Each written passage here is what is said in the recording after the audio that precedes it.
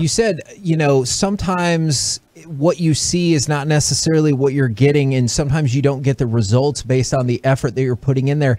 How do you, and I know I ask balance questions a lot, but how do you balance that out versus like he's giving the effort, but it's just not happening, versus you see some guy who's getting a bunch of hits and he's just kind of lucking into them? Like, how do you account for luck and sometimes it's just not on your side in the game? Yeah, I can honestly say, like, from our position player side, we don't have any guys that are, just getting, I wouldn't say lucky where they're not working. I think every one of our guys is working. And, I think the biggest thing for me, especially with younger players, is they have to learn. They've never seen a Tyler Glasnow fastball. They've never seen a Joe Musgrove slider and curveball. So they're figuring out how to handle these things. And listen, these are the guys we're going to have to face if we're going to, win a World Series and get in the playoffs. These are the type of pitchers we're going to have to beat. So they're all in on that. But learning that and kind of going through the process and making sure that they have plans against these guys and they're not just kind of giving in, I think is critical in their development and their growth. Well, what do you these guys asked me a question today. You're going to be much better at answering this because you have the pulse of the team.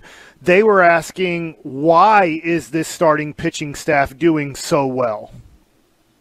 Honestly, it's a number of different reasons, but I think the guys that we've had prior, I know Jordan and Kyle Gibson stand out, and then all the younger guys, the Kyle Cody's, Taylor Hearn, John King. These guys, Sags and Cigar and Doug Mathis have done a tremendous job, and along with the rest of our pitching guys in the organization, in getting these guys prepared, getting these guys understanding what they're good at, how to use their stuff.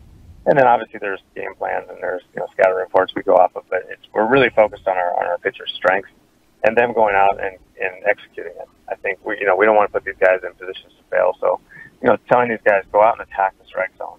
I think that's been probably the biggest key. Using their stuff, and we have quality stuff. And I think you look at Fulte and even Gibby got his sinker back to where it was, even better than it was in the past, where he was really effective.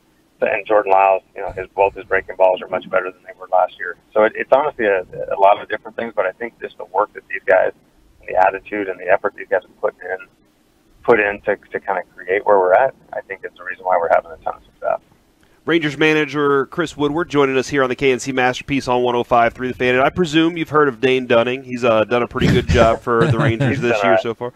That being said, I was listening to Jared Sandler talk about this. Jared Sandler's in our clubhouse all the time, and he was talking about the use of Dunning and like Taylor Hearn together, and they were talking about high pressure situations. And I do wonder, with 4 innings early in a game, if you can get that high pressure of maybe the 6th inning as well, and will Dane Dunning get an opportunity, maybe later in the season to get that 6th inning, or would you have to switch it up because you're kind of limiting some of his innings and maybe let Hearn start and then flip him a little bit? I'm just kind of curious as to how you get Dane into that high pressure situation in a game.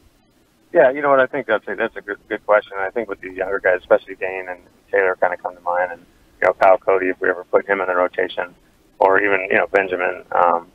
These guys, to get them the innings, we're going to be responsible first of all. But I do think at some point I would like to kind of push, especially Dane. I think he's got the capability of being a pretty high end, 100 pitch guy at some point soon, without risking injury or pushing him too far. I do think there will be a time when I'm going to let him go, and whether that's early this year or middle of this year, and then have to kind of taper back after that.